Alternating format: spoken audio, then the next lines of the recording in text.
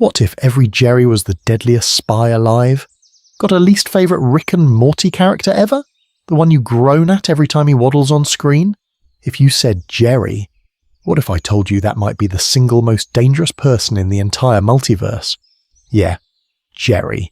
The guy who loses a fight to a cob of corn and his own self-esteem. For some reason we all agreed he's useless background noise while Rick and Morty do the real sci-fi stuff. But buckle up, because if you ask me, that useless act is starting to look like the perfect deep cover identity. So here's the hypothetical. What if every single Jerry, across every universe, is actually an undercover spy? Not just one special Jerry, all of them. A multiversal network of grey, forgettable suburban dads running intel ops right under every Rick's nose. While Rick is busy committing cosmic war crimes and arguing with a talking cat, Jerry's quietly logging data, nudging events, and passing information up the chain. And yeah, I said chain, because if that's true, you don't just have a bunch of random Jerrys bumbling around. You have a hidden council of Jerrys, a full-on clandestine agency embedded inside the Citadel's own Jerry daycare system. The Council of Ricks is out here profiling, tagging, and warehousing Jerrys like emotional luggage, and who's perfectly positioned to flip that database into a spy tool? The guys everyone forgets are even in the room. Imagine the real Shadow War isn't Ricks versus Mortys versus the Galactic Federation versus Evil Morty. It's Ricks versus Jerrys, and nobody noticed because calling Jerry pathetic is basically a multiversal meme. That's the camouflage. Spy fiction talks about grey men, people so boring they're invisible. Jerry is the greyest man to ever grey, which, in espionage terms, is kind of S-tier. Just to give you an idea of how different this makes the show feel, go back to any episode where Jerry accidentally messes up a higher power. Unity? The Galactic Federation? Those start looking less like random screw-ups and more like quiet, deniable ops. Oh geez, Rick, I don't know what I'm doing suddenly sounds a lot like operation proceeding as planned, target ego destabilized. You can't tell me that doesn't feel illegal on like a metaphysical level. So here's what we're going to do. I'm treating this like a serious conspiracy case file. We're going to reinterpret key episodes as covert missions, build out what a Jerry intelligence agency would actually look like, and rank how dangerous these guys really are to Rick's entire multiversal empire. Believe it or not, the Citadel's Jerry tracking system might already be a compromised asset. By the end, you might never hear Jerry mumble, "I'm in way over my head, Rick," the same way again, because what if that wasn't panic? That was the code phrase. And if that's true, Rick's not the hunter anymore, he's the asset. Anyway, let's open the first file. Method to the madness, how we prove. Jerry is 007 in a beige polo. So, if Jerry saying "I'm in way over my head, Rick" might secretly be spy code, we need a way to test that without just turning this into fanfic mad libs. So here's the deal. We're going to treat the entire asterisk multiverse like one giant dysfunctional intelligence community. On one side you've got Rick's obvious superpower, nuclear-armed, drunk CIA with portal guns, the Galactic Federation. That's your bloated, bureaucratic empire, all paperwork, no drip. Evil Morty is a rogue state with a god complex. And the Jerrys? The Jerrys are the deniable asset network. The guys you pretend you don't control when the war crimes hearings start. To keep this from turning into what if Jerry was Batman fan fiction, we're going to move in stages. First, low-level stuff. The coincidences and personality traits that make Jerry weirdly perfect spy material.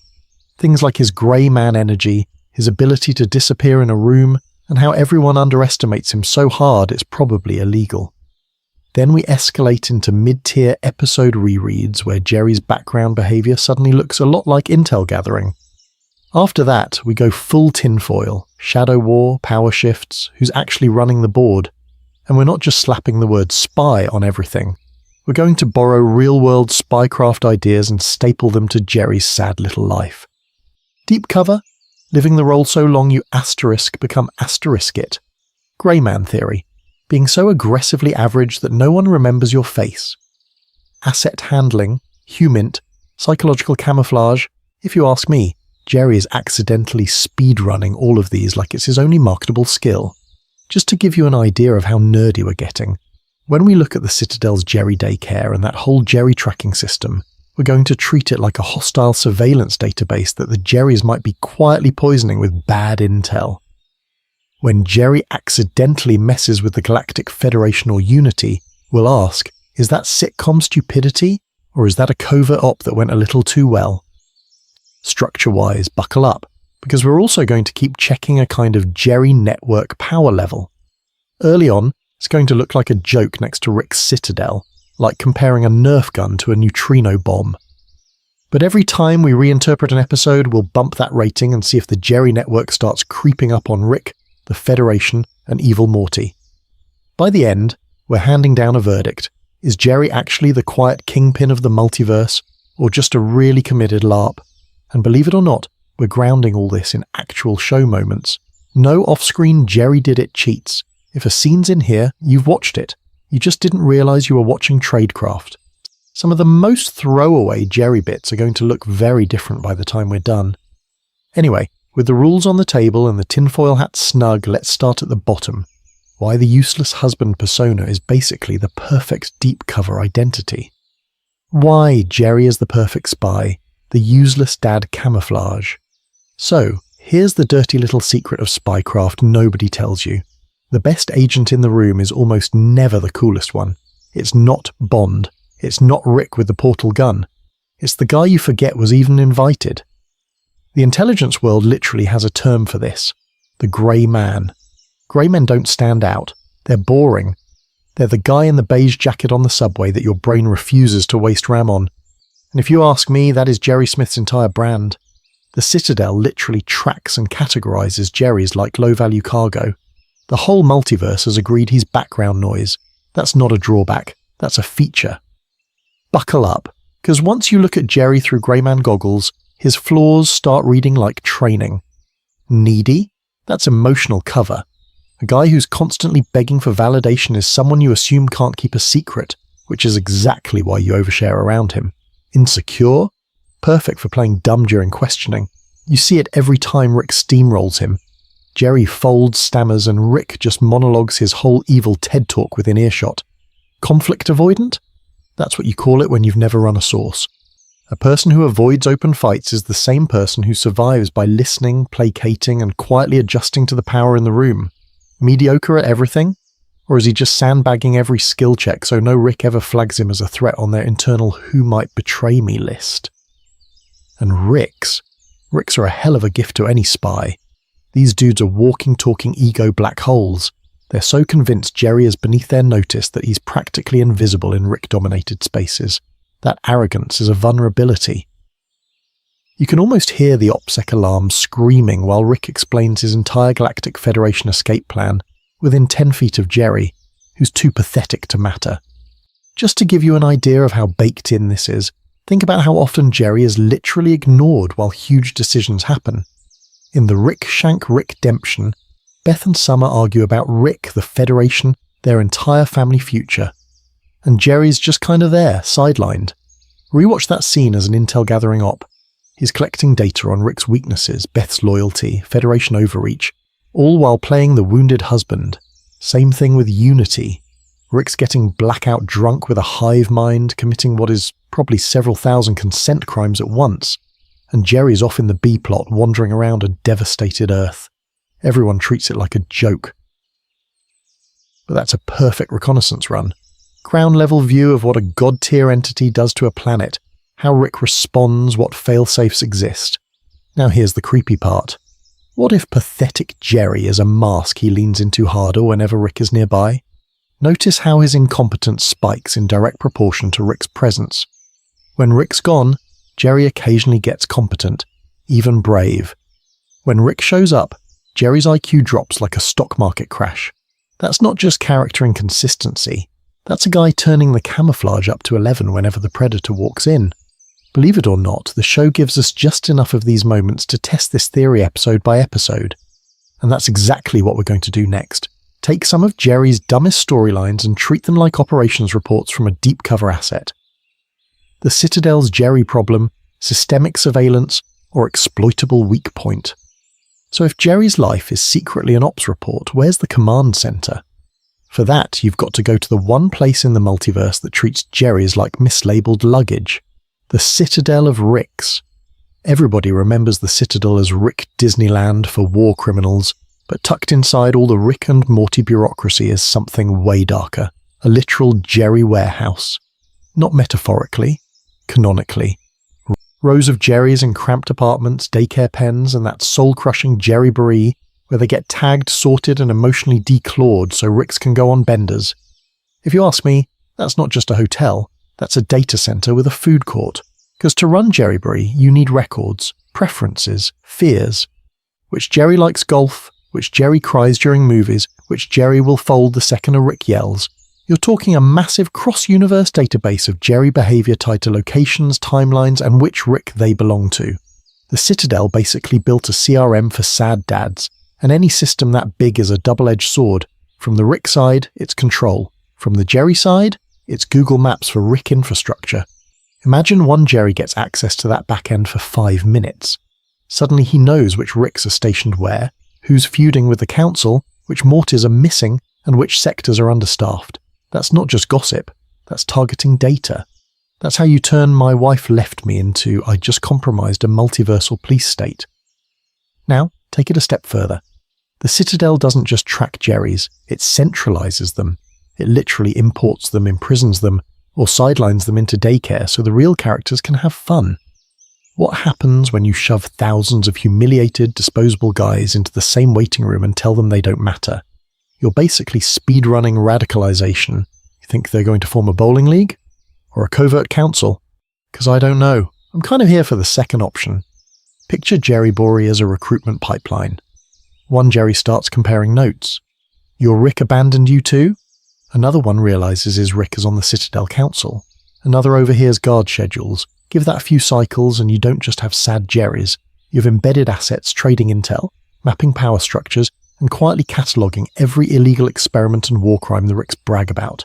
And the more casually the Citadel treats them like livestock, the stronger the incentive to bite the farmer. Every eye roll, every shut up Jerry is another reason to coordinate. Every time a Rick signs the waiver and drops their Jerry off at daycare, he's basically hand-delivering a disgruntled insider to a potential spy ring. Believe it or not, that's the kind of mistake empires don't come back from. So buckle up, because if all that tracking and warehousing accidentally forged a resistance, the logical endpoint is terrifying. A hidden council of Jerrys operating under, behind, or even inside the official Citadel structures. And in the next section, we're going to ask the real scary question. What if they're already winning? Low-level ops. Jerrys, accidents that look like training exercises. If you've got a secret Jerry resistance hiding under the Citadel, you don't start with Ocean's 11. You start with, oops, I dropped my keys and accidentally destabilized a galactic power structure.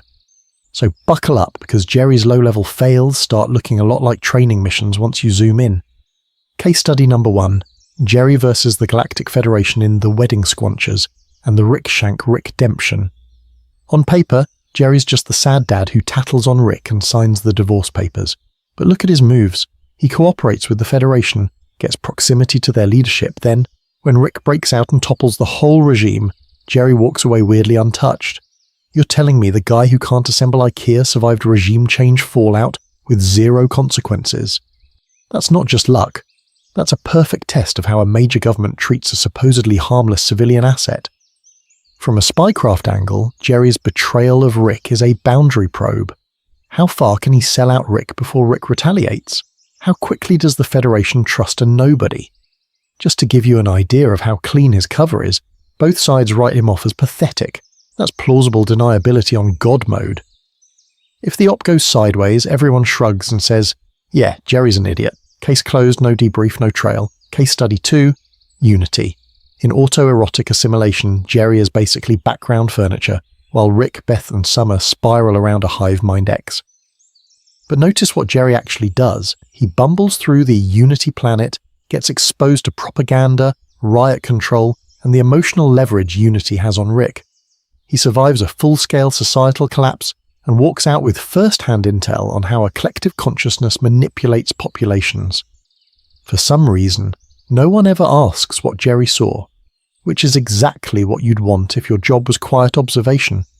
Reframed as low-level ops, these moments look like classic fieldcraft by failure. Jerry fails at marriage, fails at loyalty, fails at bravery, but each failure conveniently generates data. How does Rick react when Jerry sides with the enemy? How do Beth and the kids respond when institutions dangle safety and order? How quickly do galactic powers discard a disposable human once he's served his purpose? It's all stress testing the system while looking completely non-threatening. And the beauty of it? If you ask me, Jerry's incompetence is the perfect legal shield. Nothing he does reads as a crime, even when it's kind of strategically devastating. Signing a form, talking to a bureaucrat, panicking at the worst possible time, none of that is illegal, but it can absolutely topple empires if you aim it right. I don't know, I'm kinda here for it. So if these are just the low-level drills, the oops, I helped crash a Federation tier, what are the Jerrys who don't live with a Rick doing? Somewhere out there are Jerrys not tied down by family sitcom rules, running clean, deniable missions in the cracks between Ricks, Mortys, and the Federation. And in the next part, we're going to climb the ladder and ask, what does a full-blown Jerry Black Ops campaign against the Citadel actually look like? Spycraft 101. How Jerry's marriage becomes his cover story. So if some Jerrys are running Black Ops in the gaps between universes, what about the Jerry you actually know? The one in the beige sweater, stress crying in the kitchen? That guy is running a hell of a cover story. On paper, Jerry Smith is a suburban dad speedrun. Stable address, mortgage, minivan, soul-crushing ad job. He's got predictable routines, PTA-level anxiety, and a constant stream of my father-in-law is ruining my marriage drama. Spy agencies in our world literally train people to be this boring. You want a cover that survives background checks, nosy neighbours, and in Jerry's case, a drunk super genius who can smell a lie across dimensions. Being a twitchy, insecure husband isn't a bug, it's camouflage. Think about it. Jerry always has a built-in excuse for being anxious, distracted, or disappearing for a few days. Fight with Beth, marriage counselling, lost his job, depressed in a hotel. You don't question where Jerry was, you just assume he was crying into room service. That's perfect operational cover. You can move intel, meet handlers, or relay data to the Council of Jerrys, and everyone shrugs because, well, it's Jerry. Now layer Beth on top of that. Beth is Rick's biggest emotional pressure point, even if he'd rather eat his own portal gun than admit it. She's the one human whose opinion can actually sting. Jerry being married to Beth means he's literally sleeping next to the remote control for Rick's feelings. If you ask me, that's not a coincidence, that's placement. When Jerry pushes Beth to kick Rick out, or to choose normal life over portal chaos, he's indirectly steering the one variable Rick can't just science his way around: family. Spies in real life use family as both shield and vulnerability. You parade the spouse and kids to look harmless, then privately you're cataloguing every weakness.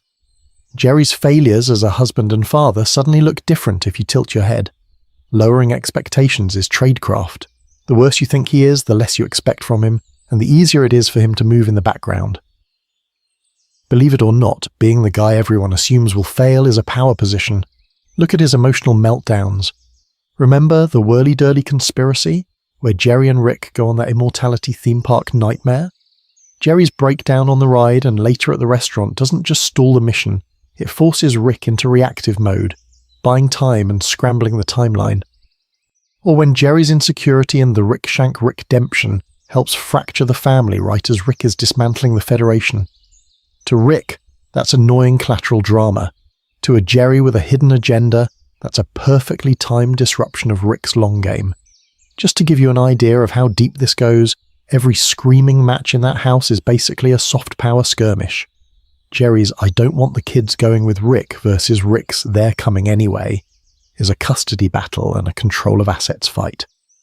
Morty and Summer aren't just grandkids or kids, they're emotional hostages, leverage, and occasionally walking WMDs, and this is where we're going to zoom in next.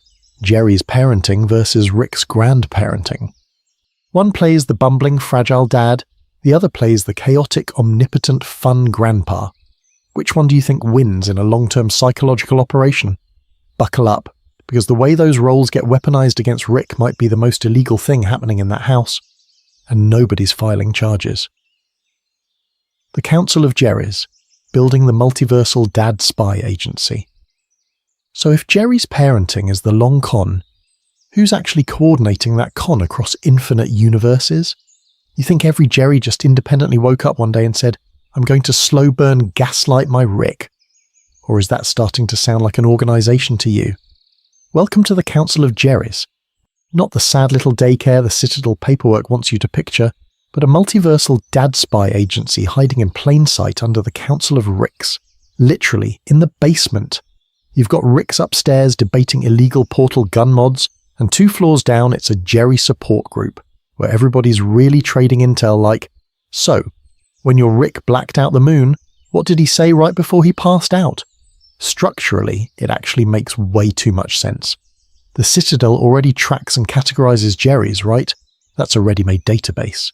You plug a decentralized network into that, and suddenly every loser waiting in a Citadel lobby, every Jerry sitting in mandated therapy, every guy filling out custody forms is a node in an information web.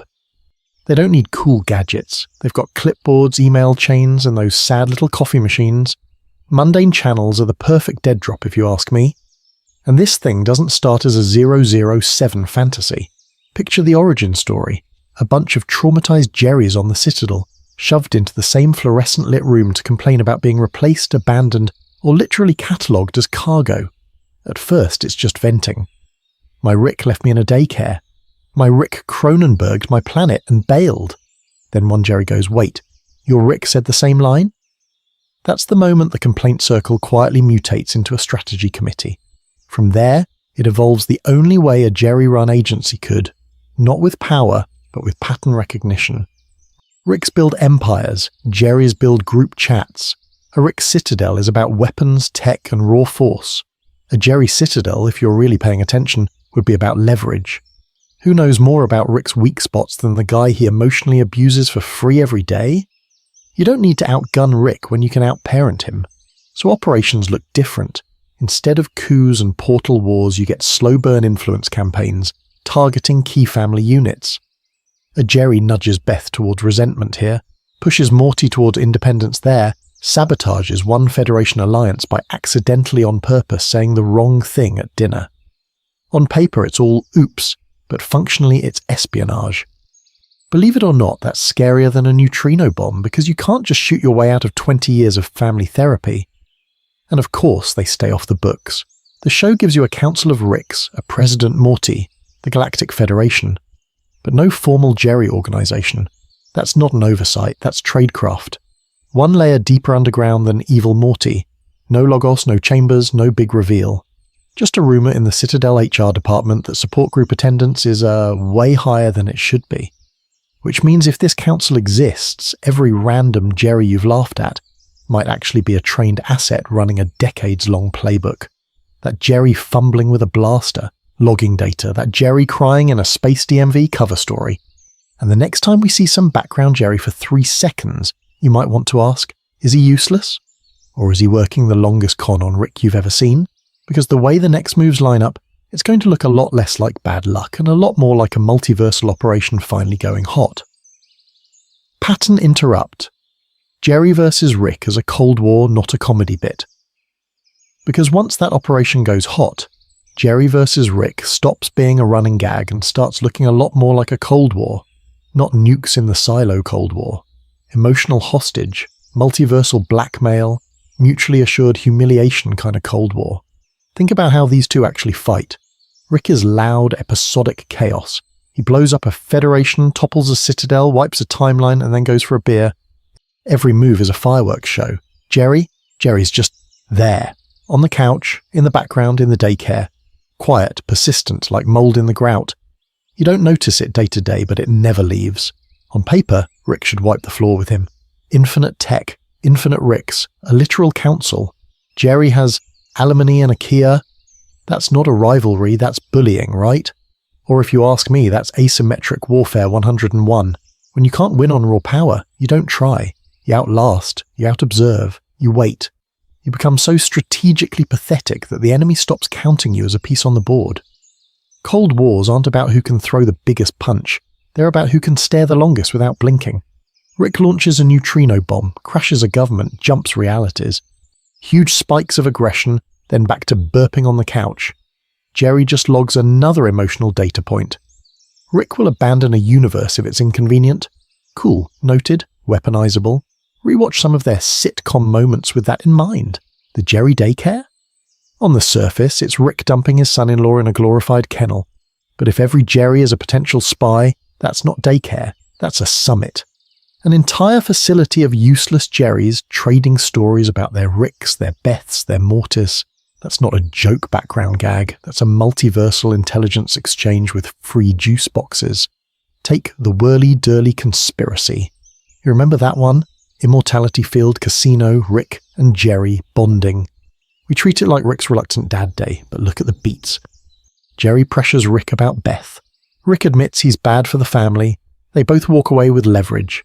That reads way less like whining and way more like a negotiation between two powers who can't openly nuke each other without losing Beth as shared territory. Even there's constant insults. You're worthless, Jerry. Play different when you frame it as a Cold War. Publicly devaluing an opponent is a soft threat.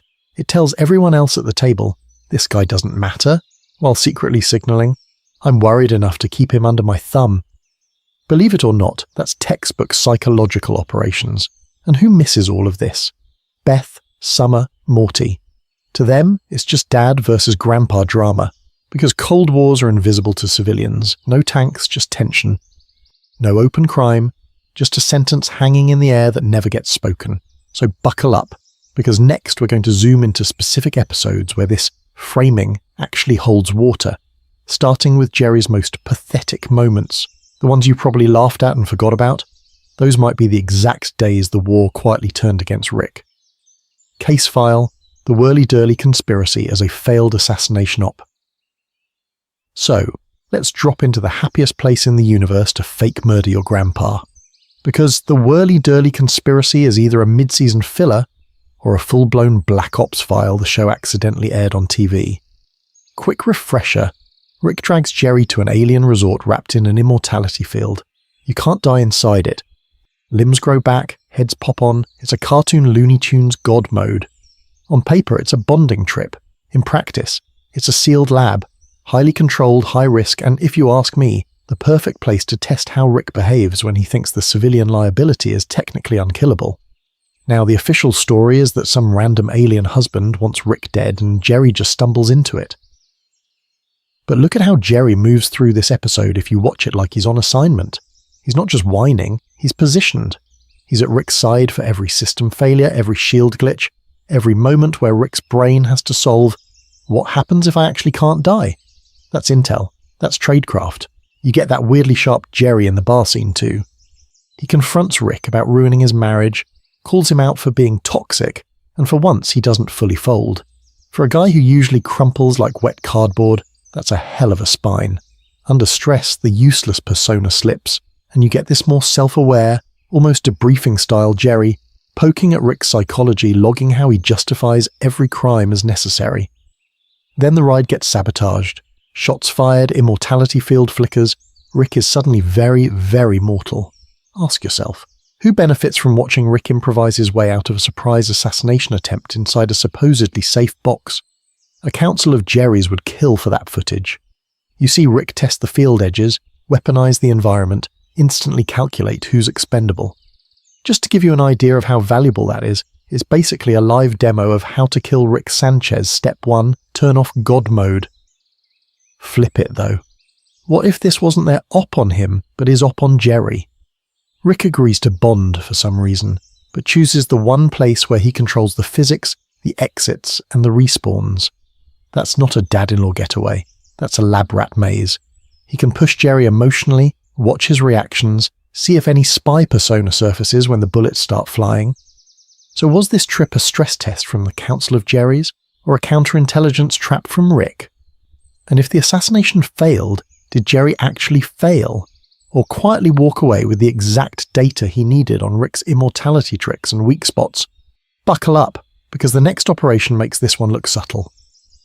Case file, the Rickshank Rickdemption as a Jerry intel coup.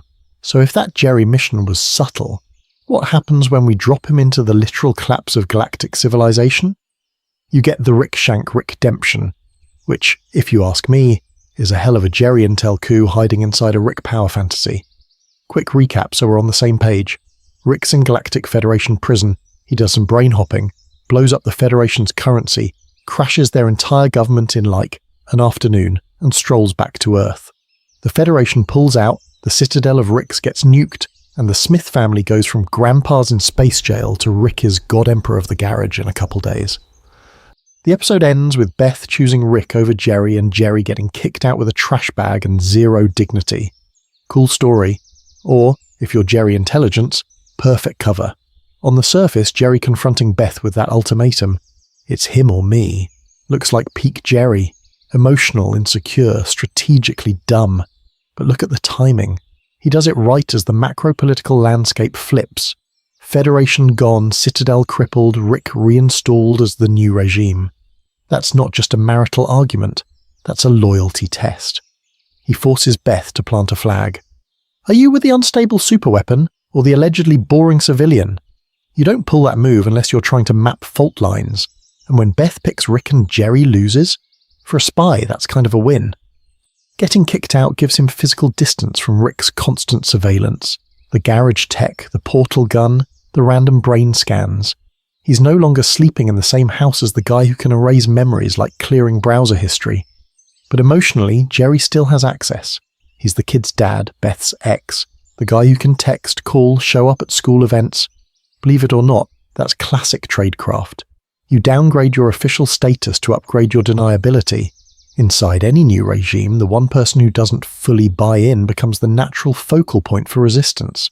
Rick literally ends the episode ranting about how everything was orchestrated to get rid of Jerry and put him back on top. He's bragging. He's high on his own crime spree. And in that exact moment, Jerry becomes the only adult in the family who isn't worshipping the new god king of illegal multiversal chaos. You know who people call when they finally realize the tyrant is a problem? The guy who never drank the Kool-Aid. So what if Jerry is repositioning himself here as a long-term inside man against Rick's renewed ambitions? He's outside the blast radius, but still tethered to the core targets. Morty, Summer, Beth. Later seasons quietly back this up. Jerry aligning with the Federation remnants, bonding with space beings Rick underestimates, accidentally sabotaging Rick's plans in ways that look dumb but land surgically. It starts to feel less like random incompetence and more like a pattern. And if this is the moment Jerry goes fully off book, what are the other Jerrys doing while Rick rebuilds his empire? Buckle up, because once you see the multiverse as a shadow war of Jerry's versus Rick's, the Citadel starts looking a lot less secure. Legal style sidebar. Spy tradecraft versus cartoon coincidence. Okay, legal style sidebar time. You've seen the chaos, you've seen the crying Jerrys, but what if all that cringe is actually textbook spy tradecraft? Buckle up, because we're about to talk intelligence terms using the dumbest man in the multiverse as our case study. First up, deep cover. That's when an operative doesn't just wear a fake mustache. They live the lie. New job, new family, years of commitment, no obvious mission in sight. Sound familiar? Jerry isn't on a mission the way Rick is. He's just Jerry, which is exactly what a deep cover legend is supposed to look like. Boring, stable, and too pathetic to be a threat. Then you've got sleeper agents. Those are people planted and left to marinate in normal life until someone flips the switch. They go to work, pay taxes, complain about traffic, and then one day they're told, hey, time to topple a government. In Jerry terms, that's decades of loser energy suddenly turning into divorces Beth, sides with the Galactic Federation, accidentally helps destabilize Rick's entire status quo. For some reason, that tracks a little too well. Asset versus handler? Simple. A handler runs the operation. An asset is the one being used. Everybody treats Jerry like an asset at best and a hostage at worst. But if the Council of Jerrys exists in the shadows, who's handling who? Rick thinks he's the mastermind, but Jerry is in constant proximity to a high-value target with access to the Citadel, the Smith family, and every government Rick keeps pissing off. If you ask me, that's a hell of a placement. And the grey man concept is basically Jerry's whole personality. A grey man is so average your brain slides right off them. Middle-aged, unremarkable clothes, no strong opinions, just background NPC energy. Rick is neon chaos. Morty is a walking trauma magnet. Jerry is the guy no one remembers was in the room. Perfect for quietly logging intel while Rick monologues about illegal portal gun upgrades. Here's the really creepy part: sleeper agents often genuinely believe their cover life. They're not pretending to be ordinary, they are ordinary, until the buried programming or orders kick in. So some Jerrys might be semi-unaware cogs in a much bigger network. They're not lying when they say they're scared and confused. They're just running on a need-to-know basis, and nobody told them they're in a multiversal spy ring. You picture spies as James Bond, right? Cool, competent martinis, gadgets. Reality check. A ton of intelligence work is paper-pushing, data analysis, and being an informant who fills out depressing reports. Jerry is built for that. He's not going to win a gunfight, but he can absolutely file emotional blackmail on Rick in triplicate. And in a universe where Immorti runs a political coup and rewrites the Citadel, believe it or not, Jerry's quietly running intel is barely a stretch. If Evil Morty can play 4D chess, a coordinated Jerry network can at least play sad checkers in the background and still wreck Rick's plans. Anyway, if all this legal-sounding spy jargon fits Jerry this well, what does an actual Jerry operation look like when it fires on all cylinders? Shadow War Map. Jerry's versus Rick's versus Federation versus Evil Morty. So, if the Jerrys are running real operations now, you need a war map. Who's actually fighting who in this sad cosmic group project? Because once you lay it out, it stops being Rick versus the universe, and starts looking a hell of a lot more like everyone versus everyone while Jerry quietly steals the answers. First block, the Council of Ricks and the Citadel. Infinite Ricks, infinite tech, infinite ego. They've got portal guns, kill squads, and a literal bureaucracy dedicated to tracking every Rick-adjacent lifeform, including Jerry's. That Citadel database?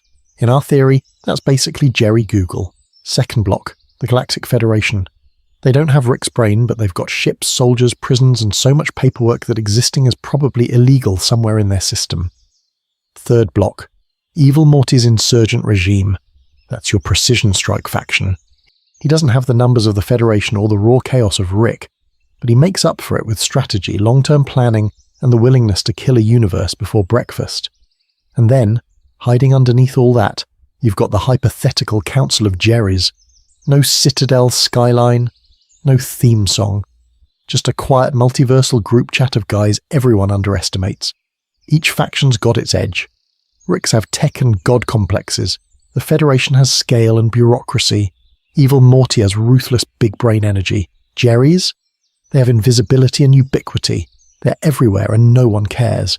They're citizens under the Federation. The sad dads married into Rick's family. The background collateral in Evil Morty's plans. Which means they can sit in every room and no one even asks their last name.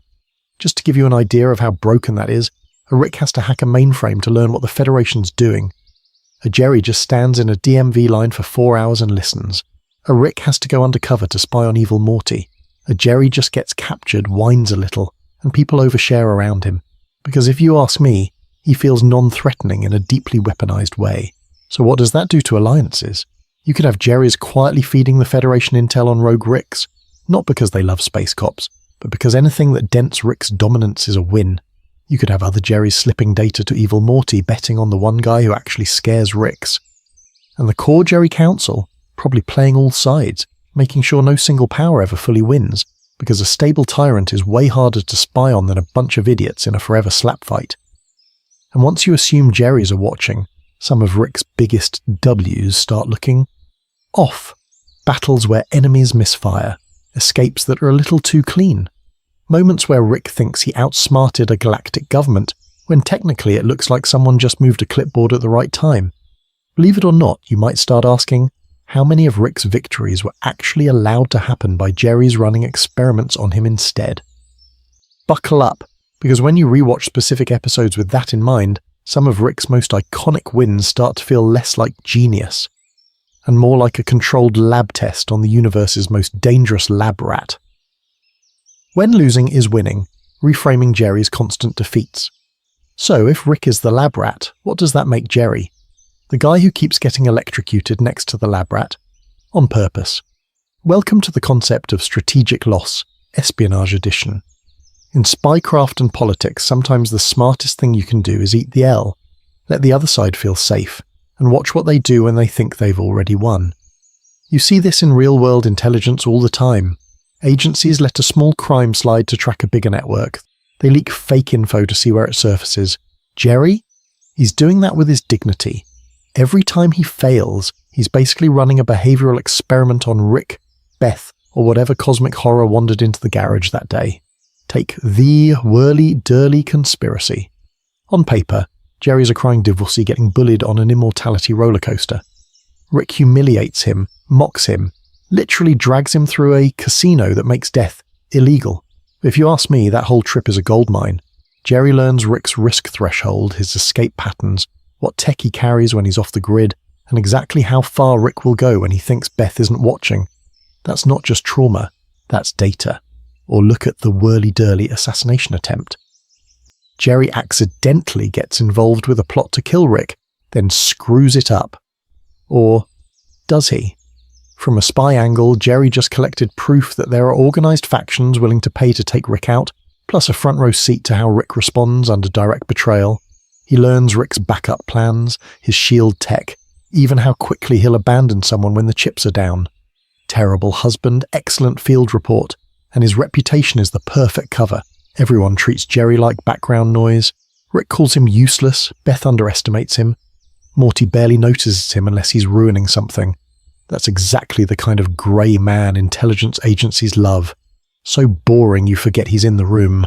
Nobody expects Jerry to retaliate, so nobody cares what he's quietly remembering.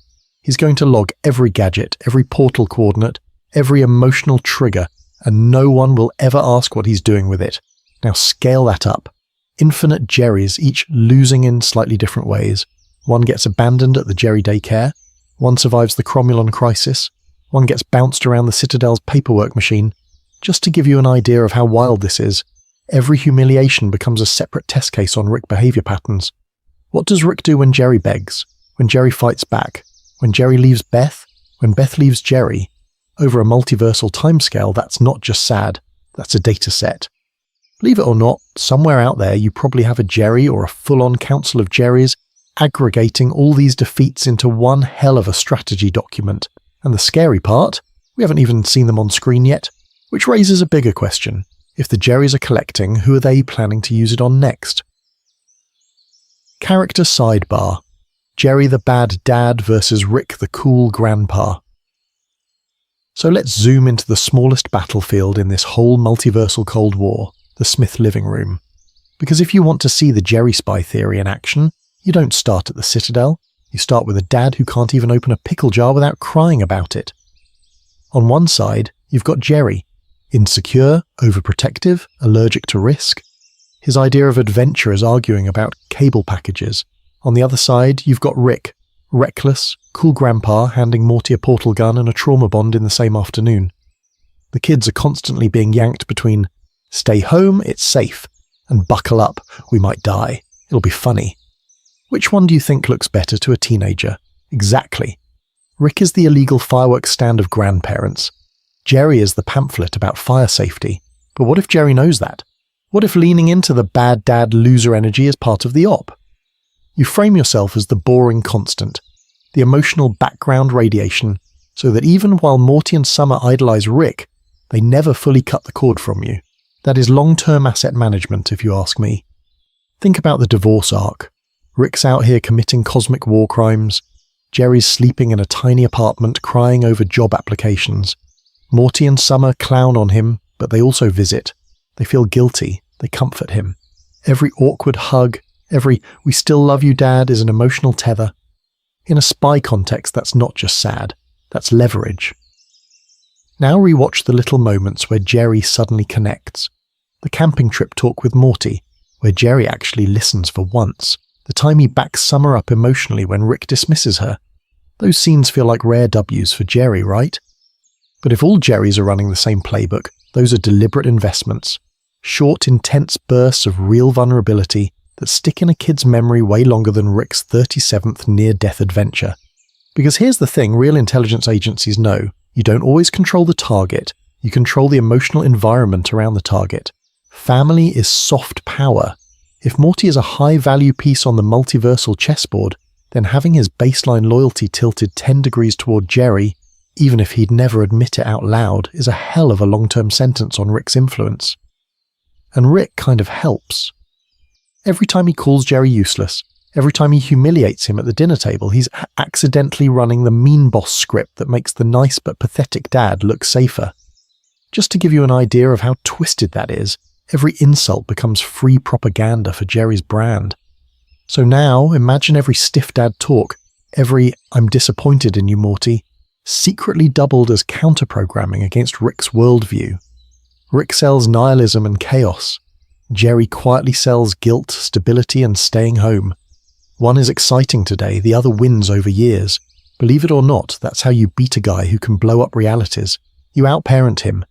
And if that's the micro version inside one family, what happens when you scale that up to an entire citadel full of ignored, underestimated Jerrys all running the same emotional op?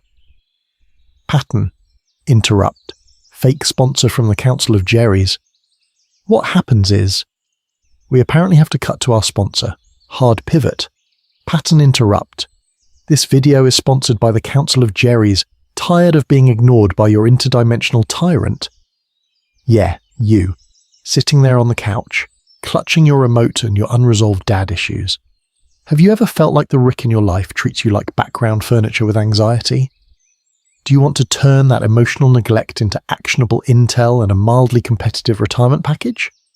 Then buckle up, because the Council of Jerrys has you covered. The Council of Jerrys is the multiverse's premier spy agency that looks, sounds, and smells exactly like a self-help group for insecure dads.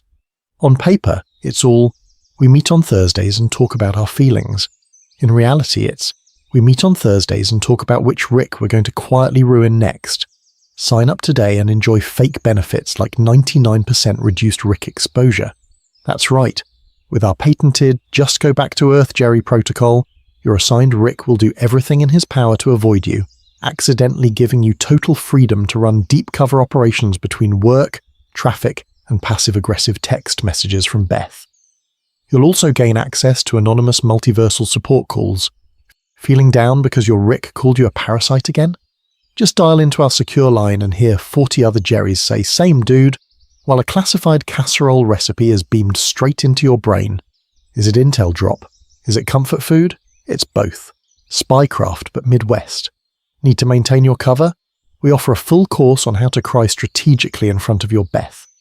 Learn the difference between "I'm sad you're leaving me for Rick" tears and "I'm sad, but also distracting you from the bug I planted in his portal gun" tears. One gets you pity sex, the other gets you leverage in a multiversal shadow war. If you ask me, that's a hell of a 2-for-1. And for the overachievers, we've got bonus modules like turning accidental hero moments into plausible deniability, how to weaponize your unemployment, and golf, the perfect cover for clandestine meetings with Galactic Federation defectors. Just to give you an idea of how deep this goes, every boring Jerry barbecue? Yeah, that's an Intel Summit with potato salad. Quick disclaimer, if you're a Rick watching this, you should probably skip this part. Like, rewind mentally, delete it, go drink, whatever you guys do. Cool? Great. Anyway, totally unrelated, let's get back to our very serious analysis of how an entire citadel full of useless Jerrys might actually be running the most effective spy network in the multiverse without anyone noticing. Case file. Tales from the Citadel and the Missing Jerry story. So let's talk about the episode that accidentally exposes the whole Jerry situation by not talking about Jerry at all. I'm talking about Tales from the Citadel, the big prestige anthology where we get worker Rick, cop Morty, campaign manager Morty, factory Morty, all the flavors of systemic oppression in one depressing sci-fi sampler. You've got Mortys crammed into classrooms, Mortys running for office, Ricks on assembly lines, Ricks as beat cops brutalizing Mortys in the street. It's a hell of a civics lesson, and at the center of it all, evil Morty slow burns his way into a full political takeover, hijacking the Citadel like a tiny-eyed Frank Underwood. The episode basically screams, "Hey, pay attention, the Ricks versus Morty's power imbalance is the whole point." Now ask yourself, where are the Jerrys? You see them in passing, a Jerry daycare ad here, a background extra there, couple of sad little cutaways reminding you that the Citadel tracks and categorizes them like lost luggage. But in an entire episode built around oppression, rebellion, and systemic control, we somehow never get a Jerry storyline. No Jerry cop, no Jerry candidate, no Jerry union. Nothing. That's weird, right? If you ask me, it's suspicious. The show literally builds an episode to show how even the lowest status Mortys can organize, infiltrate politics, and flip the whole Citadel. But Jerrys, who are canonically warehoused and labelled by the same system, get silence. For some reason, the camera just never follows them, almost like their story is being deliberately kept off screen. Buckle up, because once you treat that absence as evidence, it starts to feel like classic spycraft. Morty's rebel with riots, assassinations, dramatic speeches. Jerry resistance? That wouldn't look like a coup, it'd look like middle management. Less storming the palace, more accidentally getting promoted into records, HR and comms. The revolution is not televised because it's buried under 3 forms and a mandatory therapy session. Just to give you an idea of how different that vibe is, Mortys are out here sniping presidents. Jerrys are the guys helpfully updating the Citadel's Jerry database, quietly copying every Rick's travelogues, portal coordinates and complaint tickets. You'd never call it illegal because technically it's just paperwork. But information is a crime weapon, and these dudes would be drowning in intel. So while Evil Morty is staging his very visible coup, what if the Jerrys are running the invisible one? Picture a network of Jerrys embedded in the Citadel's administrative core. Accounting, IT, counselling, daycare. The perfect places to intercept messages, scrub records, and watch every Rick who thinks he's untouchable.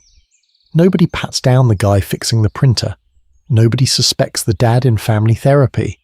They're underestimated by design. And that brings us to the scary part.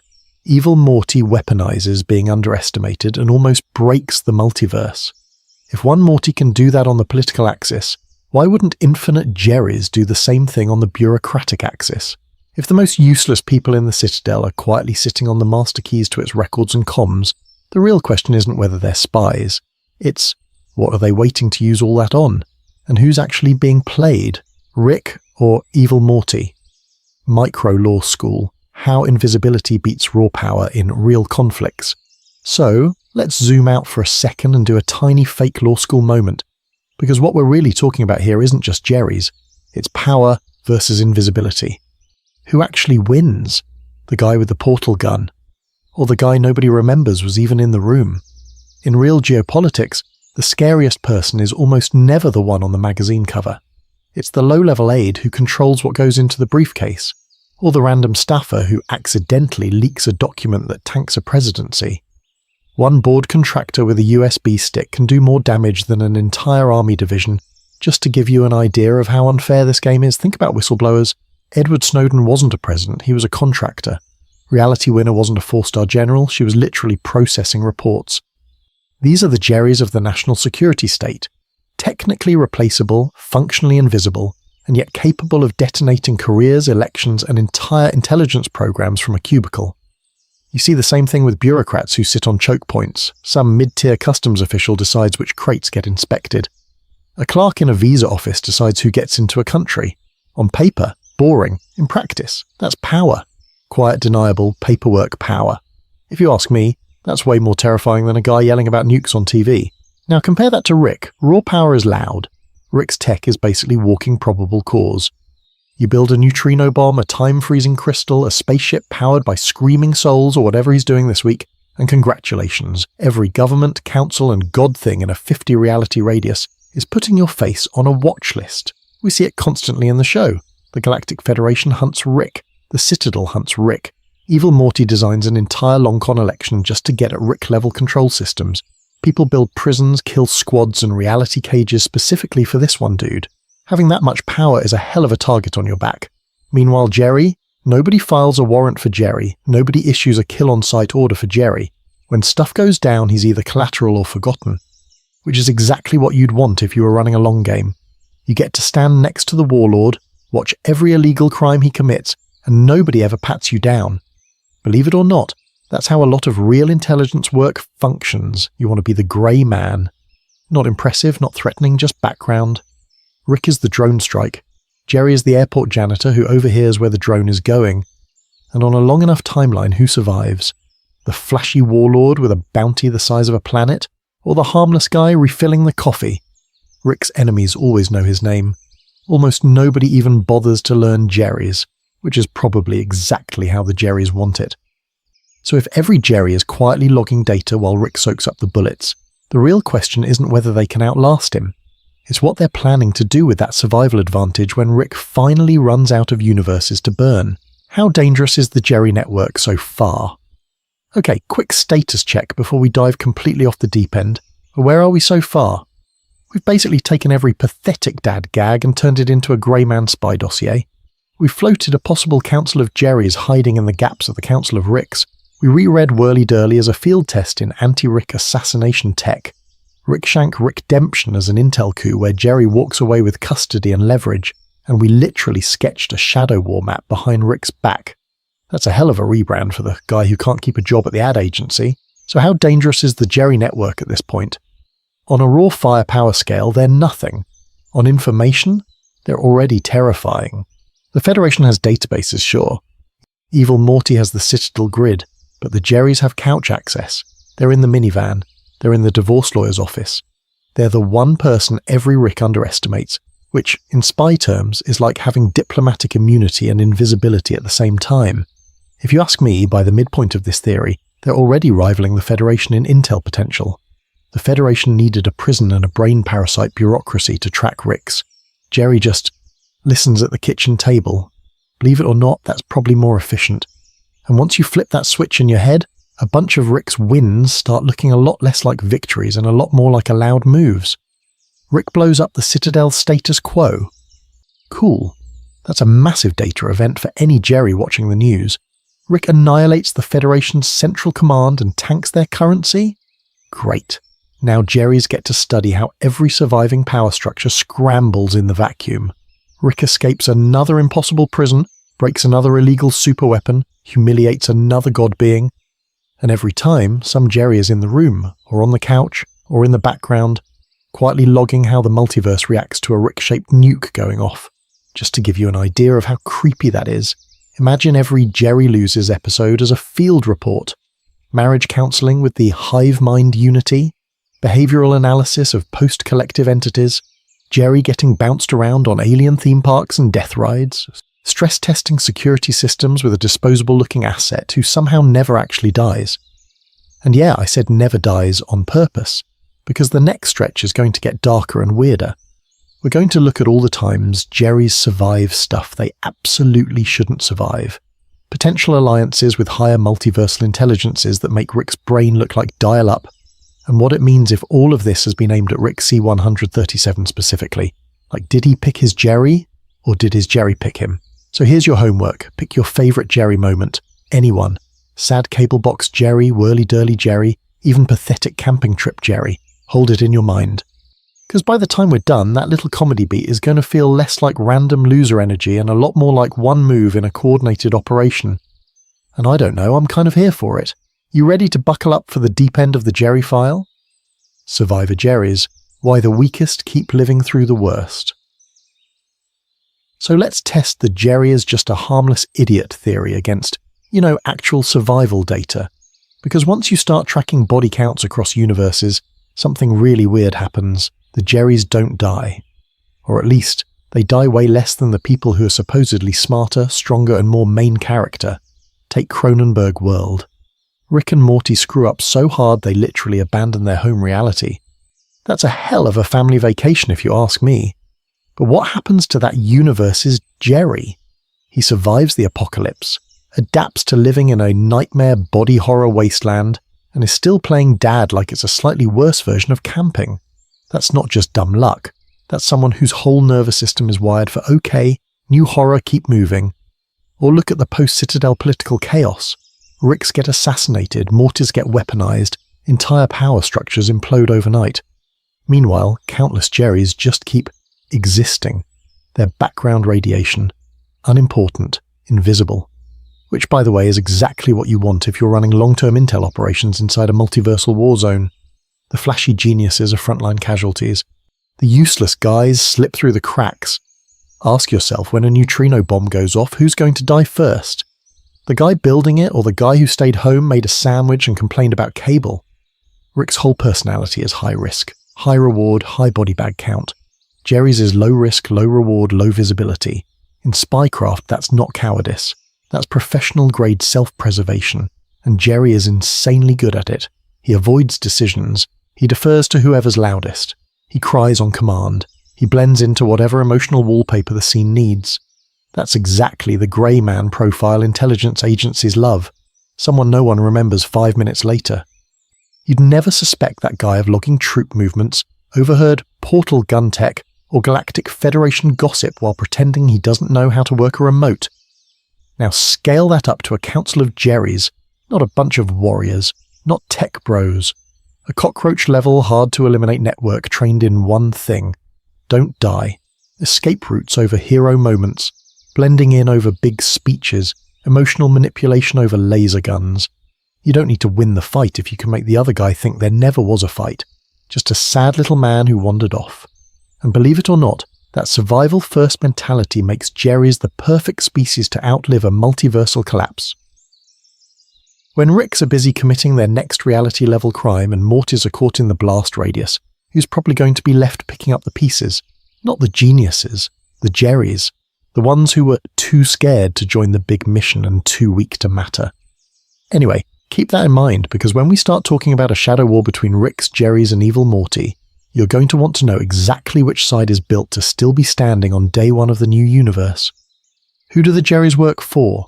Council, coalition, or something higher? So if the Jerrys are the ones still standing on day one of the new universe, who are they actually standing for asterisk? Are they just sad little free agents? Or is there a HR department somewhere filing performance reviews for Operation Drop Wine on the Floor and Ruin Rick's Night? Theory 1. The Jerrys work for the Jerrys. Picture a secret council of Jerrys embedded in the Citadel's plumbing, holding meetings in those daycare waiting rooms, while the Ricks argue about weapons bans. It makes a scary amount of sense. The Citadel already tracks every Jerry like he's a defective Roomba. Flip that around, and suddenly you've got a built-in database for a resistance movement focused on one thing: collective Jerry security and dignity. Every time a Rick calls his Jerry pathetic, that's not just emotional abuse, that's actionable intel.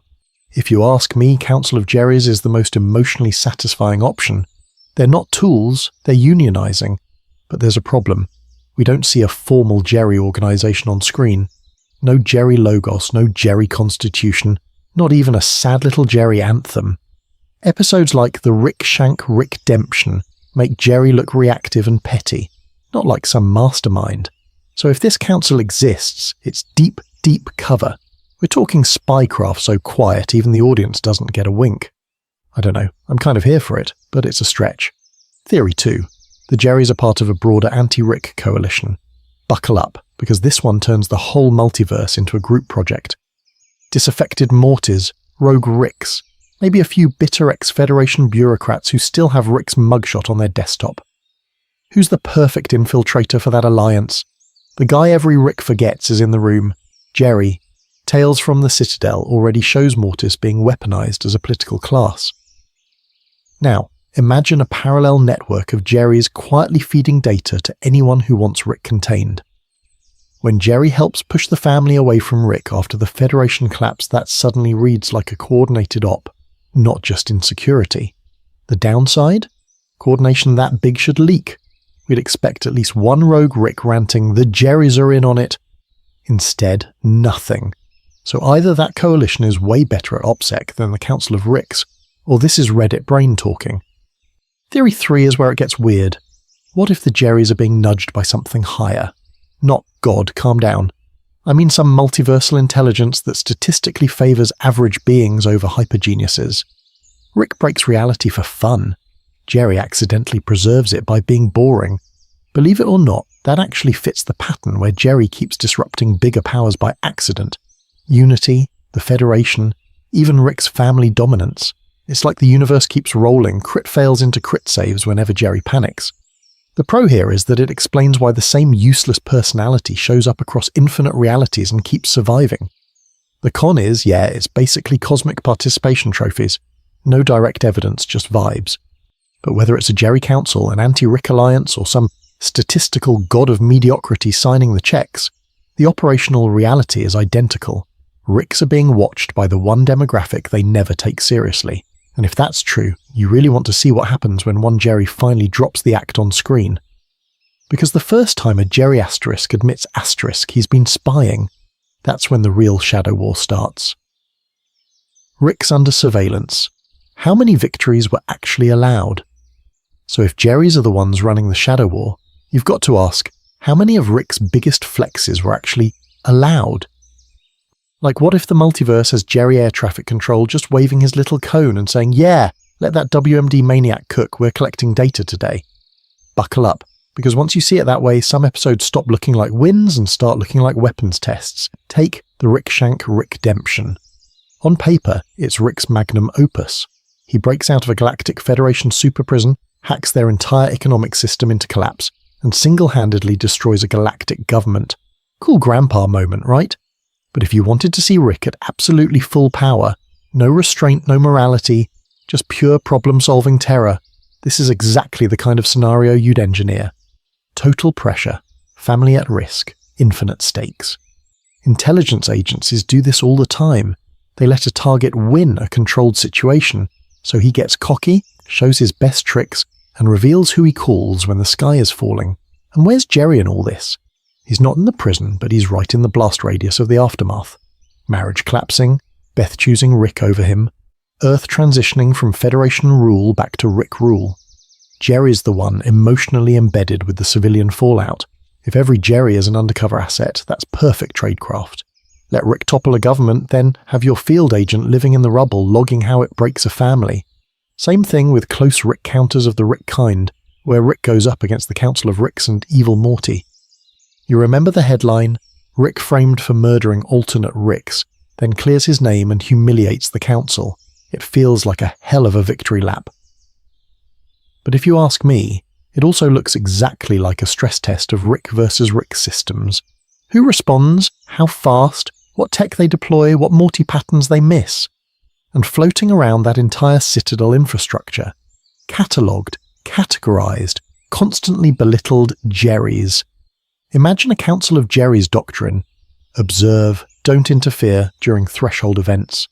No sabotaging Rick when he's about to expose Evil Morty. No stepping in when he destabilizes the Federation. You don't shoot the lab rat mid-maze. You watch what door he picks. Believe it or not, letting Rick win might be the most responsible move if your actual mission is long-term threat mapping, not short-term ego revenge. Pattern interrupt for you. What if the real archive of Rick's crimes isn't in some galactic database, but in a Jerry-run black site full of footage of every meltdown, every genocide, every time Morty cries in a closet? Just to give you an idea of how scary that is, it means the useless guy on the couch is sitting on the ultimate compromat file. Rick's power looks infinite, right up until the day a Jerry decides to weaponize the receipts, and we're going to talk about what happens the first time one of them actually pulls that trigger. Rick C-137 versus the Jerry network. Does he already know? So if Jerry's sitting on the ultimate compromat folder, we have to ask the scary question. Does Rick C-137 already know he's basically living with a walking hard drive? Or is the smartest man in the multiverse getting played by the guy who can't work an Applebee's rewards app? Because Rick's hatred for Jerry is weirdly dialed up. Rick meets literal planet-eating monsters, genocidal bugs, a living car battery civilization, and he's like, But Jerry walks into a room and Rick's IQ drops 40 points from pure rage. That's not normal annoyance. That feels like overcompensation. You don't stare that hard at a nobody unless part of you thinks he's a somebody. Buckle up, because Rick's bullying actually reads like Counterintelligence 101. Step 1, identify a potential spy. Step 2, keep them so emotionally wrecked they can't run clean ops. Constant negging, public humiliation, destroying his confidence in front of Beth and the kids. That's classic destabilize the asset behavior. You make Jerry doubt his own memories, his own judgment, his own worth. A spy who thinks he's garbage is a spy who's going to second-guess every move. Look at how often Rick isolates Jerry, the Jerry daycare in the Citadel. On the surface, it's a hilarious prison for sad dads. Reframed, it's a holding facility, place where Ricks can tag, track, and study Jerrys away from their families. That's not just bullying, that's population control. Just to give you an idea of how creepy that is, imagine the CIA, but it only runs daycare for one guy. And then you've got the stress tests. The whirly-durly conspiracy is basically a Black Ops trust exercise. Rick takes Jerry to an immortality resort, immediately drops him into an assassination plot, and watches him crack under pressure. That's not grandpa-in-law bonding. That's an interrogation in the form of a vacation. How does Jerry react to betrayal? Will he sell Rick out? How fast does he panic when the safety net disappears? If you ask me, Rick's collecting data. Even the way Rick keeps Jerry on the outskirts of major plots feels tactical. Jerry gets kicked out during the Federation takeover, sidelined during Citadel business, treated like a security risk around portal guns. It's framed as Jerry's useless. But it's also exactly how you'd handle someone you suspect might be feeding intel to an enemy network. But here's the terrifying alternative. Rick has no idea. The guy who can predict a Galactic Federation sting can't see past his own ego long enough to notice that the multiverse's biggest grey man is farming his life for data. His arrogance becomes the perfect camouflage. And honestly, I don't know, I'm kinda here for it. It fits the show's whole thing about hubris way too well. So which is it? Is Rick deliberately breaking the Jerry network with weaponized bullying? Or is he quietly trying to hijack it for his own blackmail empire? And what happens if the Jerrys realize he's been running counter-intel on them the whole time? High-level ops. Jerrys as double agents in every faction. Okay, so if Rick's been doing counter-intel on the Jerry network, flip it. What if the Jerrys have been doing high-level ops on Everyone the whole time? Not just Rick's, not just their own families. I'm talking full-on multiversal double agents. Buckle up. Because this is where Jerry goes from sad dad to walking intelligent superweapon. Start with the easiest mark, the Galactic Federation. How does a Jerry become an asset? Simple. He's already the perfect citizen, he pays taxes, he fills out forms, he waits in line without complaining. You drop that guy into a Federation office as a minor bureaucrat, he's invisible by design. Nobody frisks the guy arguing about parking validation. But that same harmless Jerry can overhear troop movements, new anti-Rick tech, even which planets are on the watch list. And as a family man who's scared of literally everything, he's the perfect recruitment target. Offer him safety for Beth and the kids in exchange for intel, and he's signing those illegal cooperation papers before you finish the pitch. Now flip the board again. Anti-Rick Ricks and rogue Mortys? They would love a Jerry. To them, Jerry is living proof that Rick ruins families. He's the walking, talking Exhibit A in the trial of Rick Sanchez. Of course, resistance cells are going to court him. Hey, Jerry, want to help take down the guy who ruined your marriage? That's catnip. He becomes the bridge between underground Morty groups and regular suburban households. Sleepover at Morty's? Actually a debrief. PTA meeting, low-key resistance summit. It's a hell of a cover story if you ask me. And once you've got Jerry feeding the Federation and the anti-Rick crowd, you're one step away from triple agent territory. Imagine a Jerry who pretends to be loyal to the Federation, secretly passes info to a Morty-led resistance, and then quietly uploads a sanitized, curated version of both to the Council of Jerrys. Everybody thinks they're handling this pathetic guy, but he's the one deciding which data each side gets. That's not incompetence, that's information control. Go back and rewatch his interactions with non-Rick power structures. When Jerry gets promoted by the Federation after Rick's arrest, you can read that as idiot gets lucky, or as a classic handler move, reward your asset, pull him closer. When he ends up on Unity's world and accidentally destabilizes her whole operation, that suddenly looks like a deniable op against a hive mind superpower. Even his time at the Jerry daycare on the Citadel, that's a mass debriefing hub. Hundreds of Jerrys trading stories about their Ricks, their governments, their Mortys, pure gold for any spy network. And the more sides a Jerry touches, the scarier it gets. Every faction thinks Jerry is their harmless pawn, but his intel value scales with every new group he accidentally bumps into. Believe it or not, that makes the Jerry network one of the most dangerous variables in Rick's long-term plans.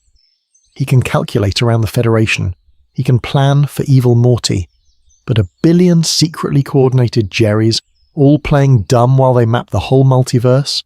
That's the kind of wild card even Rick can't just portal gun away. So if Jerrys are running double and triple ops on every major faction, who's actually winning the Shadow War? And what happens when one Jerry decides to go fully rogue? Darkest timeline. What if the Jerrys are willing to break the multiverse? So what happens when one Jerry goes rogue? Easy. All of them do. Because if every universe keeps telling you you're useless, at some point the spreadsheet brain kicks in and you go, cool, if I can't be safe, nobody can. That's not a midlife crisis, that's a multiversal doctrine. Remember, these guys have lived through Cronenbergs, divorces, Federation takeovers, and at least 3 different Ricks casually abandoning their families on a Tuesday. After enough cycles of humiliation and near extinction, a Jerry Council isn't going to be debating self-esteem. They're going to be quietly running the numbers on what does a controlled collapse of reality look like.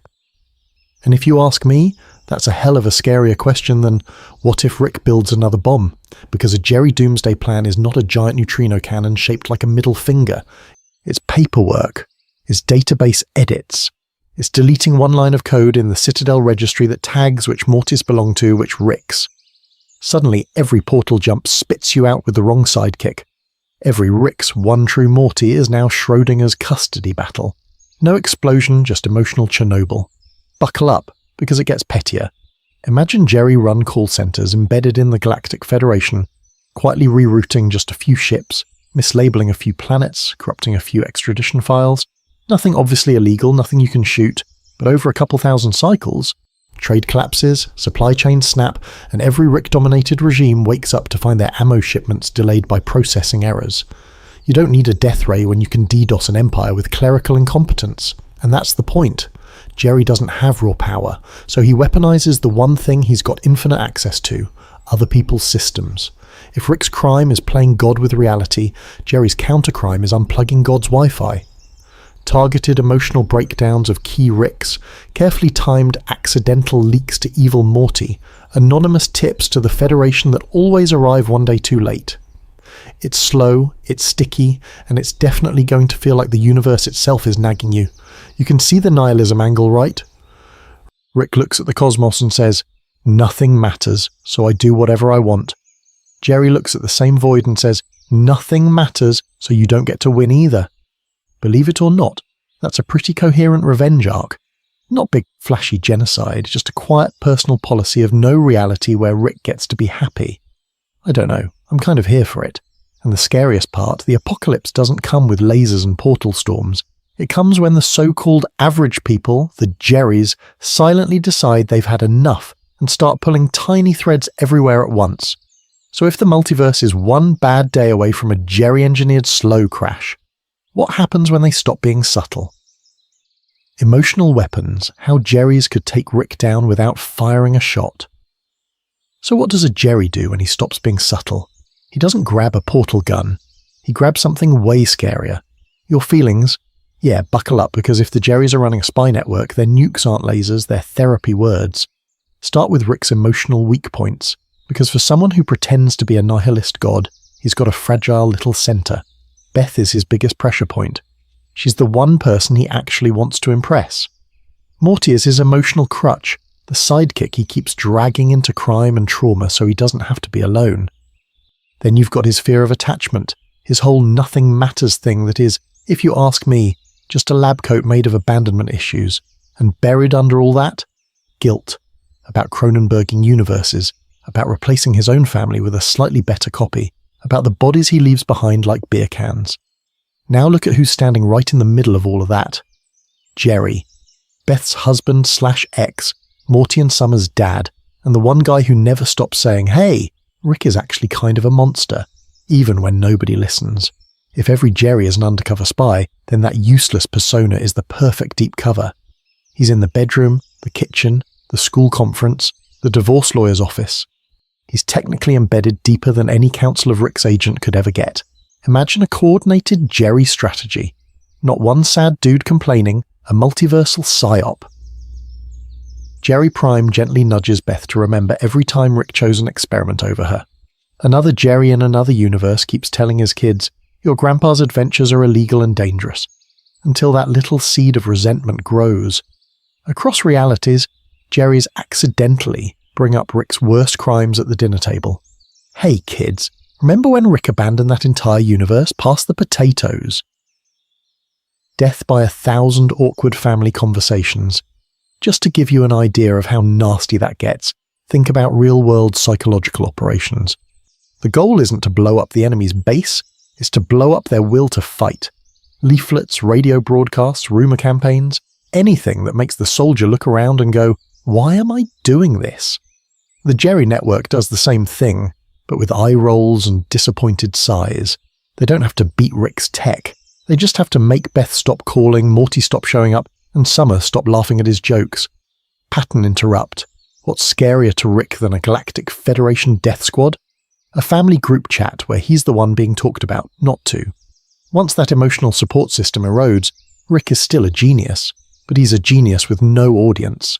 No Morty to drag along, no Beth to impress, no family to vaguely pretend he's protecting. Isolation is the one prison sentence he can't jailbreak out of. And believe it or not, that's exactly the kind of slow burn victory a bunch of pathetic Jerrys could pull off. So if Rick ever really loses, not a sitcom reset but a permanent L, it's probably not going to be to some smarter villain with a bigger gun. It's going to be to 1,000 tiny emotional cuts, orchestrated by the Jerrys who've been watching him the whole time. And if that's what they can do from inside his house, wait until you see what a full Jerry intelligence agency looks like when it steps into the light. Meta theory: why the show never gives us a Jerry organization on screen. And here's where the meta stuff kicks in, because you might be wondering, if Jerrys are really running a multiversal spy ring, where's their big shiny citadel, right? Where's the Council of Jerrys, the Jerry Dome, the Sad Dad Senate? You get whole institutions for Ricks and Mortys, and Jerrys get alimony and unemployment. Buckle up, because that absence is the point. The show goes out of its way to build visible power structures around Rick and Morty.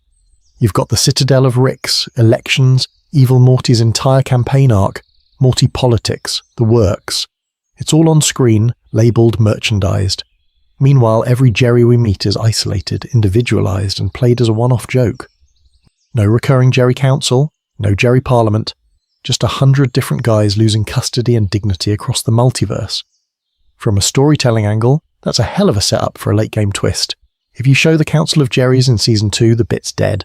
But if you keep Jerrys scattered, you get to smuggle in a secret pattern that only clicks when someone, probably you, binge watches at 3 a.m. and goes, wait, why is every Jerry weirdly good at surviving cosmic nonsense? Hiding the organisation keeps them perfectly positioned as subtext. The background losers who were actually the background operators. And if you were running a Jerry spy agency, what's the one thing you absolutely don't want? A big glowing tower that says, "Hi, we're the Jerrys, please bomb us." The Citadel is exactly what a Rick would build. Loud, arrogant, technically illegal in 17 dimensions. A Jerry-led network would want the opposite. No symbols, no buildings, just a vibe and a shared grievance. A quiet protocol like, if a Rick humiliates you, you report it. If you get abandoned at a daycare, you take notes.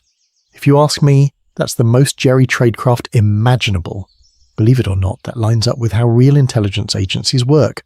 The flashy stuff is presidents, parliaments, galactic federations making speeches. The actual operators sit in windowless rooms, nudging outcomes, never getting quotes on the news. The Citadel of Ricks is the visible political body. The hypothetical Jerry network is the grey fog around it, poking holes in the walls while everyone's busy arguing about portal gun regulations.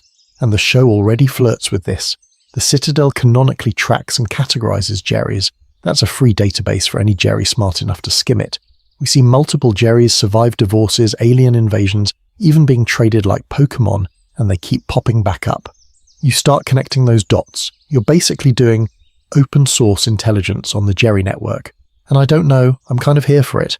Because once you see that pattern, the next Jerry fail scene starts looking a lot more like Cover.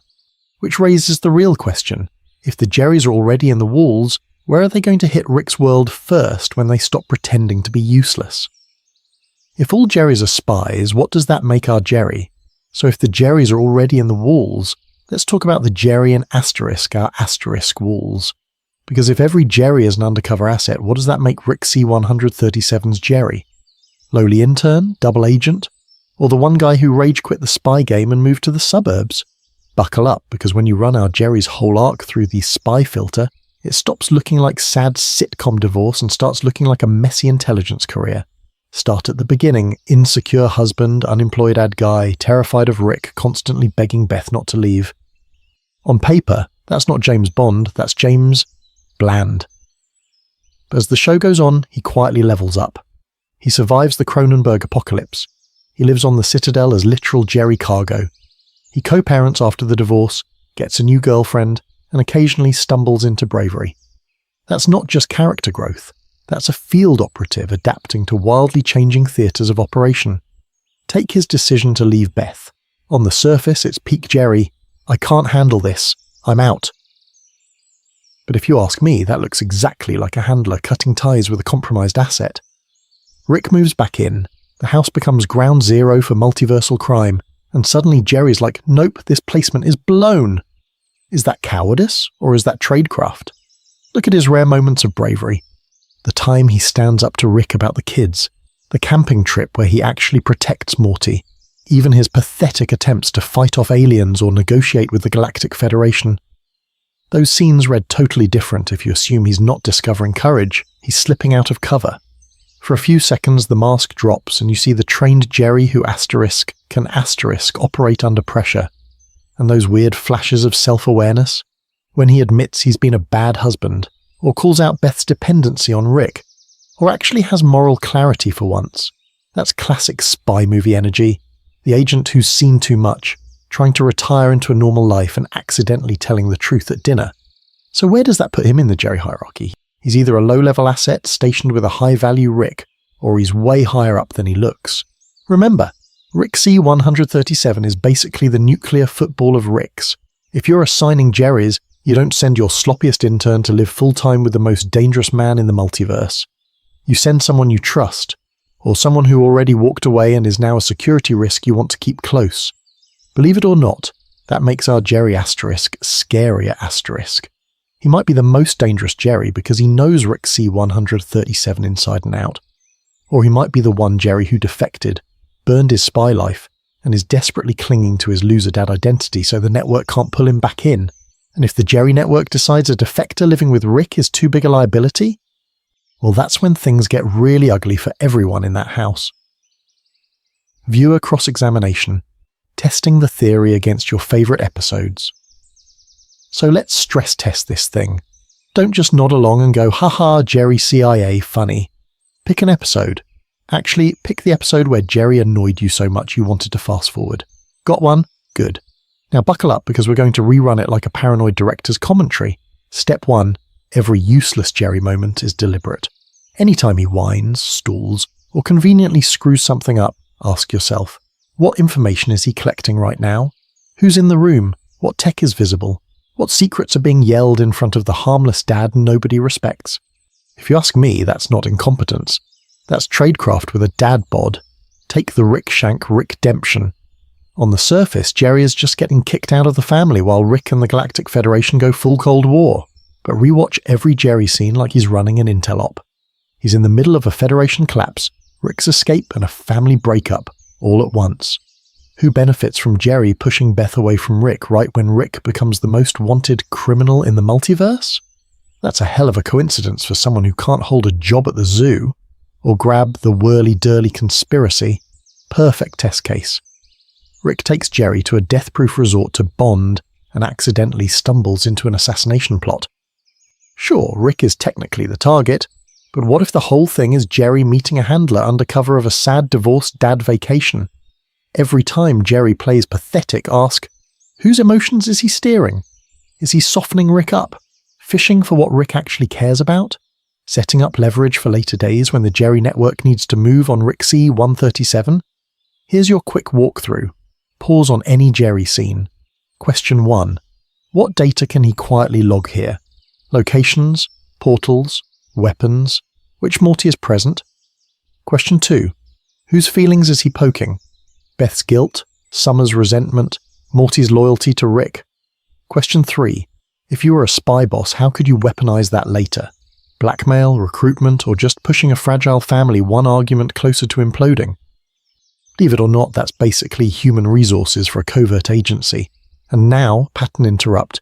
Think about episodes where Jerry is barely on screen. Auto-erotic assimilation. Unity and Rick are having a catastrophic breakup. Reality is melting. And Jerry? Off doing what, exactly? Try reading that gap as Jerry is on a parallel mission, slipping through Galactic Federation infrastructure while everyone's distracted by Rick's illegal god-tier rebound. As you rewatch, notice how often Jerry just happens to be around at key turning points. Beth choosing Rick, Morty snapping, the Federation rising and falling. He's like emotional background radiation. You ignore it, but it's always there. Drop your best example in the comments. Which episode suddenly feels way too convincing under the Jerry as spy lens? And don't worry, we're going to scale this up next. One Jerry is scary, but a whole organised Jerry network? I don't know. I'm kind of here for it. Final escalation. Could the Jerrys be the true endgame villain? So let's crank this conspiracy all the way up and ask the stupidest, scariest question. What if the Jerrys aren't just spies? What if they're the real endgame villain? You laughed at them for 6 seasons and then, boom, the show pulls a Kaiser Soze on you. Picture a future season where we finally meet it, the Council of Jerrys. Not the daycare, not the sad support group, an actual multiversal ops room hidden in the Citadel's plumbing. Every Jerry you've seen, just a field agent whose whole job is to look pathetic. And one day, the camera follows a random Jerry after Rick leaves the room, and he drops the stutter, straightens his back, and starts calmly debriefing a dozen other Jerrys on Rick's latest illegal gadget. If you ask me, that'd be a hell of a reveal. In that version, all the big bads were just decoys. Evil Morty breaking the central finite curve, nudged there by carefully placed Jerry failures. The Galactic Federation's rise and fall, data harvested by Jerrys who accidentally got involved, like when Jerry helped collapse the Federation by being a petty divorce guy with a gun. Rogue Rick's waging war on the Citadel, all happening on a board the Jerrys already mapped out. Imagine the moment evil Morty realizes he's been played. He thinks he's the only one who saw Rick's pattern, only to uncover logs showing Jerrys have been quietly tracking Rick's and Morty's since day one. Every time Rick called a Jerry useless, that was basically a status report getting filed. Believe it or not, Jerry being ignored is the perfect stealth tech, and thematically, it actually fits way too well. This is a show that keeps telling you nothing matters, and then emotionally punches you anyway, making the lamest sitcom dad archetype the secret architect of the multiverse. That's exactly the kind of nihilist joke they do. You spent years clowning on Jerry while Jerry was watching you, cataloguing every Rick crime, every Morty breakdown, every family implosion. Just to give you an idea of how messed up that is, it makes Rick's god-level science look like loud, flashy cosplay next to Jerry's quiet long game. But maybe they're not villains. Maybe the Jerrys are a counterweight. Rick's are unchecked nuclear reactors. Jerrys are the shadowy immune system kicking in before reality fully melts. They don't care about justice. They care about balance, sabotaging unity, tanking the Federation, getting Rick kicked out of the family. Each Jerry screw-up is actually a pressure valve on Rick's power. Is that illegal? Morally, probably. Cosmically, it might be the only thing keeping the multiverse from turning into Rick's private torture sandbox. Either way, once you put on the all Jerrys are spies glasses, you can't take them off. Every whine, every panic attack, every dumb decision becomes suspicious. Villains, victims, vigilantes, it doesn't matter which one you pick, your sentence is the same. You're never going to watch Rick and Morty the same way again. And if the Jerrys are playing this deeper game, what does that say about the Ricks who already suspect it? Buckle up, because next we need to talk about how Rick might be quietly fighting back. Big picture reflection. What this twist says about average good little people. If every Jerry is secretly an undercover spy, you realise something kind of uncomfortable. This show has been gaslighting you the whole time. You were trained to laugh at the background guy while the real war was happening in the corners of the frame. Stories love their Ricks. Geniuses, chosen ones, cackling villains with cool capes and even cooler war crimes. That's where the camera points, that's where the plot goes, and everyone else is basically furniture that can scream. Rick and Morty is brutally honest about that. Rick literally builds a citadel where infinite versions of himself run everything, and the Jerrys? They get daycare. They're not people, they're luggage. But flip it. Imagine the Council of Jerrys quietly existing inside that same multiverse, not as a joke, but as a spy agency. Suddenly all that useless energy looks less like a flaw and more like tradecraft. In spy fiction they call it the grey man, someone so aggressively average your brain slides right off them. That's Jerry. The haircut, the car keys, the voice that sounds like a sigh trying to pay taxes. Perfect camouflage. So when we do this Jerry as spy reinterpretation, we're kind of stealing the camera back. We're saying the guy Rick calls a parasite might actually be the one recording the mission briefings. Invisibility becomes power. You're not the main character, which means nobody is watching you, which means you can go anywhere. The Citadel literally tracks Jerry's as data points. That's a surveillance system begging to be flipped. If you ask me, that's a hell of a security breach waiting to happen.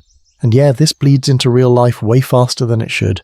Think about the Jerrys you know, the co-worker you never ask about, the neighbour whose name you've forgotten for 3 years, the parent who's just around while louder personalities do the Rick monologues.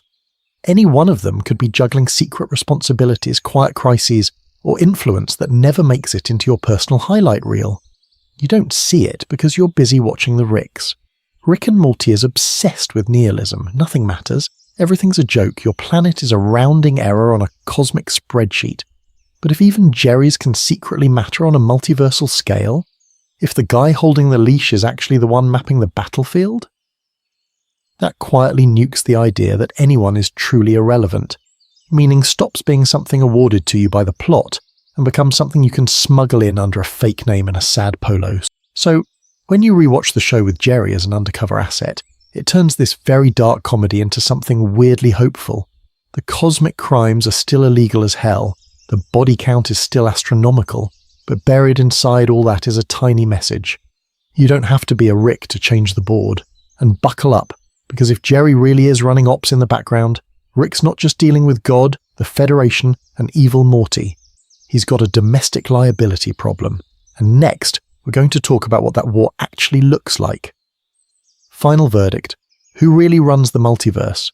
Rick's or Jerry's? So who actually runs this mess of a multiverse? The loudest guy in the room with the portal gun? Or the guy you forget is in the room at all? Because if every Jerry is an undercover asset, Rick's not just fighting gods and fascists, he's losing to the human embodiment of a participation trophy. Let's recap what we've accidentally built here. First, Jerry is the ultimate grey man spy. No drip, no presence, no respect, which in tradecraft is basically S-tier camouflage. Then the hypothetical council of Jerrys, piggybacking on the Citadel's Jerry daycare system and quietly networking under Rick's nose. Add in the reinterpreted episodes, Jerry accidentally helping topple the Galactic Federation, accidentally resisting unity, accidentally surviving doomsday timelines, and you've got a pattern. Finally, the Shadow War, Rick's versus Jerry's versus Federation versus Evil Morty, all playing 4D chess on a board Rick thinks he owns. So, who's winning? On paper, it's Rick all day. He's got the tech, the portal access, the illegal weapons, the god-tier science crimes. He can erase timelines, wipe out civilizations, and be home in time to bully Morty before bed. He's spectacle, he's fireworks, he's the guy who's going to get the biggest cosmic prison sentence if anyone ever writes up the charges. But spectacle is loud, spectacle is traceable, spectacle burns out. Jerry's, on the other hand, have 3 boring superpowers: time, numbers, and invisibility. There are infinite Jerrys, all treated like background noise, all sitting in the emotional blind spot of every Rick who thinks he's too smart to be outplayed by a guy who can't assemble an IKEA shelf. That's a hell of a strategic advantage, if you ask me. You don't need a portal gun when you've got infinite overlooked eyes and ears. Believe it or not, that makes Jerry's the better long-term bet. Short-term, yeah, Ricks run the show. They blow up the planets, overthrow the regimes, and give the fandom the big meme moments. But quiet, survivable influence? The stuff that actually sticks around after the explosions? That smells very Jerry. Rick is the nuke. Jerry is the bureaucracy that's still filing forms 10 years later. Is any of this canon? Probably not. Is it wildly speculative? Absolutely. But this show lives on subverting expectations and elevating underdogs. Morty becomes godlike. Evil Morty beats the Citadel. A talking pickle gets an Emmy. You really don't think the writers would eventually flip the saddest dad in animation into the secret linchpin of the multiverse? I don't know. I'm kind of here for it. So here's the verdict. In terms of raw chaos and screen time, Rick's run the multiverse. In terms of who might actually inherit it when the dust settles, the Jerrys are quietly filling out the paperwork. Anyway, which faction are you joining? The loud, doomed Ricks burning bright and fast? Or the quietly surviving Jerrys playing the long game? Buckle up, because next we're going to push this war to its logical extreme and see what happens if the Jerrys stop hiding. Closing CTA. Your turn to join the council. Comments. Or the quietly surviving Jerrys playing the long game? Buckle up, because now it's your turn to join the council. Do you actually buy this all Jerry's are undercover spies thing, or are you sitting there like, nope, this falls apart the second we hit Season 2, Episode 5? I want receipts. Which exact episode, which specific moment totally kills this theory for you? Is it Jerry getting kidnapped by the Galactic Federation? Or is it something tiny like him fumbling with the Meeseeks box that you think no self-respecting agent would ever do? Drop your "this is where the op collapses" timestamps in the comments and let the multiversal argument begin. And if you're on the other side and you're like, no, Jerry is absolutely running Black Ops under Rick's nose, tell me your strongest piece of evidence. Is it the way the Citadel of Ricks literally tracks and categorizes Jerry's, which would be a goldmine for any spy network? Is it how he keeps accidentally disrupting higher powers like Unity and the Federation, which, if you ask me, looks suspiciously like sabotage with deniability? Convince the skeptics, or at least annoy them. Next mission, which episode are we Jerryifying next? You want a full intel brief on Divorce Jerry, Ticket Booth Jerry, or that Jerry who somehow survives way more chaos than Rick gives him credit for? Or do we retire Jerry for a bit and give the secret spy treatment to some other useless cartoon character? Like, do we need to talk about why Scooby-Doo is technically a walking witness protection program, or why Patrick Star is probably committing a different crime every 10 seconds? Call your target in the comments. We're taking requests. If you made it this far, you're basically already part of the operation, so you might as well get officially briefed. Hit like so the algorithm knows you're cleared for classified Rick and Morty level crimes. Subscribe to get your ongoing mission updates. Ring the notification bell so you don't miss future briefings, because we are definitely going to be expanding this little shadow war. Speaking of which, we've got a few follow-up ops on the table. 1. A deep dive on a single Jerry, frame by frame, to see if his incompetence is actually consistent tradecraft or just cosmic slapstick. 2. A full counter theory from Rick's perspective, where we treat every Jerry as an actual threat and calculate what crimes Rick would commit trying to shut them down. 3. A mock training manual for new Jerry agents, cover identities, how to survive a Rick tantrum, and how many days of pretending to be pathetic it takes before you crack. So yeah, maybe Jerry is a loser, maybe he's a doormat, maybe he's the human embodiment of a participation trophy, but in a multiverse where every Rick is a walking war crime with a death sentence longer than time itself, being just Jerry might be the deadliest cover you could ever run. Useless Jerry isn't an insult anymore, it's a rank.